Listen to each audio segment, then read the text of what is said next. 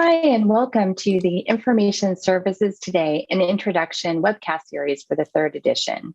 I'm Sandy Hirsh, and I'm the editor for this foundational textbook in library and information science. Today, I welcome Marshall Breeding, author of Chapter 28, Managing Technology. Marshall is an independent consultant, speaker, and author. He is the creator and editor of Library Technology Guides and the libraries.org online directory of libraries on the web. He writes the Systems Librarian column, which appears in Computers in Libraries, and is the editor for ALA Smart Libraries newsletter, and has authored the annual Library Systems Report in American Libraries since 2014, and in Library Journal from 2002 to 2013. He has written 14 issues of ALA's library technology reports and has edited or authored 8 books, including Cloud Computing for Libraries. Throughout Chapter 28, Marshall Breeding addresses how technology can be incorporated for managing resources and automating operations, and explores the differences between resource management systems. He further discusses the adoption of mobile and ebook technologies and other emerging innovative technologies impacting the information environment. It's my pleasure to now welcome Marshall Breeding. I'm so excited to talk to you today. I'm glad to be here today to talk to you about this book chapter. It's been interesting to keep writing on this set of topics, and I'm really feel privileged to be able to contribute something. Thank you so much. Yeah, I'm so happy that you agreed to contribute again to this third edition. It's such an important chapter, which leads me to my first question. So maybe you can talk a little bit about why you feel that your chapter, Managing Technology, is important to the field of library and information science today. Well, so, technology is just so pervasive, isn't it? In society, and in organizations like libraries and others like them, really technology is involved in how we manage the work that we do inside the organization and how we present the content and the services of the organization to those who use it. So I think it's really important to know as much about technology and the trends and how to kind of, make that, have mastery of technology, both within your personal knowledge and in the way that you manage your organization.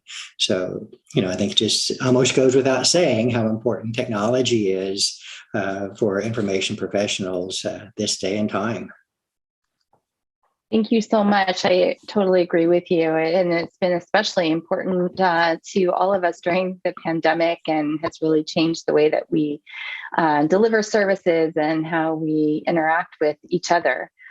So I'd love for you to talk about what you see are some of the most significant challenges and opportunities in the field of library and information science, particularly as it relates to technology.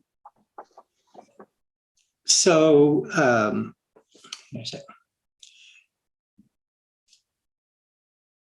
it's just important to understand, I think, the different areas that technology is used in these libraries. I talk a lot in the chapter about how the trends are playing out with cloud technology, local computing, open source, and all of those topics, I think, are just kind of involved in the way that these organizations do their work. So I think, these trends are, ones that information professionals just need to be aware of and to try to be able to understand as they think about how to use them to carry out their personal roles and then to support the work of the institution. Thank you. Thank you so much. So next question I'm going to ask you is going to be especially hard, I think, for in the realm of technology. But what changes do you anticipate in the near future, in the next 2 to 5 years, for technology in our field? So technology both changes in broad strokes but it also changes quickly. The cycles of technology and the specific products and services and vendors involved seem to be moving really fast lately. So I think we expect to see more of that. The broad change from local computing, client-server computing to cloud technology, there's going to be more of that. There are going to be fewer kind of locally managed systems and more hosted and cloud-based systems. So more of that. But I also expect a lot of disruption, I think, in the next few years. We've seen kind of massive changes in the business environment of the organizations providing technology and content products and services to libraries. And I think of the Clarivate merger that's just completed. Those are going to have profound impact. So I think in the next few years, how technology is offered to libraries and their systems and products and services, and how libraries kind of have ways to kind of think about those changes and integrate those into their organizations in ways that benefit the library community, I think is going to be important. So this is a time of business change that has implications for technology change. Thank you so much. I'm wondering if you could think about, or if you have any advice that you'd like to share for library and information science students or graduates who are entering the field. So that's a interesting, important question, I think. And I've often had conversations with individuals kind of young in their careers. And what I often ask them to think about is, what is your niche? What is the one area that you see yourself really wanting to explore more, to be the expert, to be the go-to person at as you look forward to a career. There's lots of general things that we all need to keep on top of. What's going on in the library world, what's going on in society, what's going on in technology. But then, how are you going to kind of become passionate about one aspect of it that then informs all of those others? So that is a strategy that's been successful, that I've used, whether it's been successful or not, but I certainly used it throughout my career, is just kind of finding and exploring and exploiting a niche to inform your broader career and your institution and in the profession. Great, thank you. And I also wondered, what you feel are the top 3 competencies that are important for information professionals to have today, particularly as it relates to technology and managing technology. So a few thoughts here. So one of the competency, I think, is kind of being aware of issues like privacy, for example. Is something I've been working on and thinking about a lot lately, is that, libraries have values of how they keep patron information confidential and those kinds of things. But that kind of plays against the whole fabric of the internet and technology, where it exploits personal information for the business economy. So I think having a good understanding of privacy and security and those values is a kind of important foundation to start off with. So it's not very technology oriented, though it plays out in technology.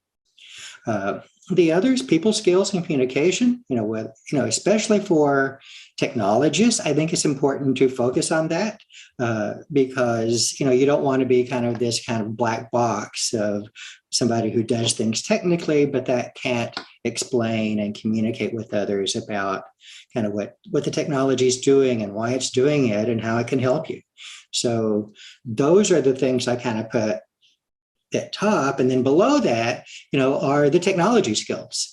So to gain the right level of knowledge, I think anyone working in a library or related organization needs to have, kind of this high level knowledge of how technology systems work.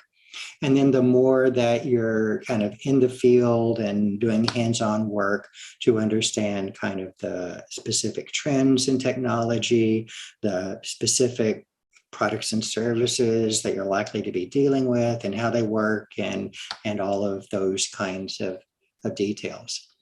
So, you got to master technology in order to kind of help technology support the values and the goals of the organization that you're working in, and then also what that has to do with kind of the broader role of libraries in society, and then how that information is going to inform your professional career.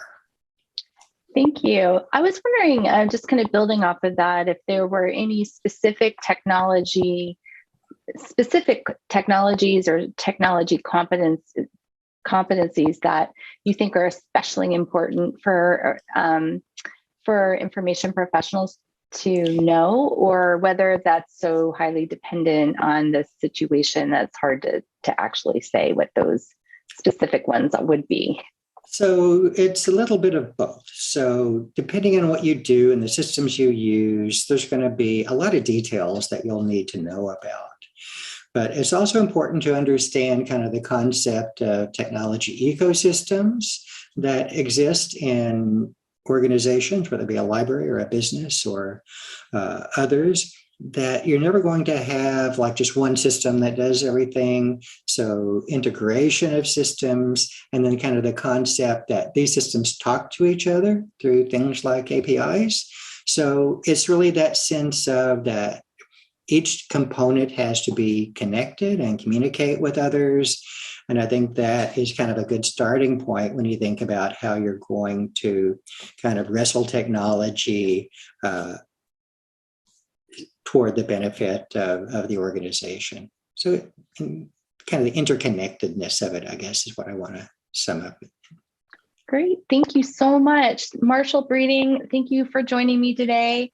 And I, again, want to thank you for contributing a third time to this, to the third edition of this book.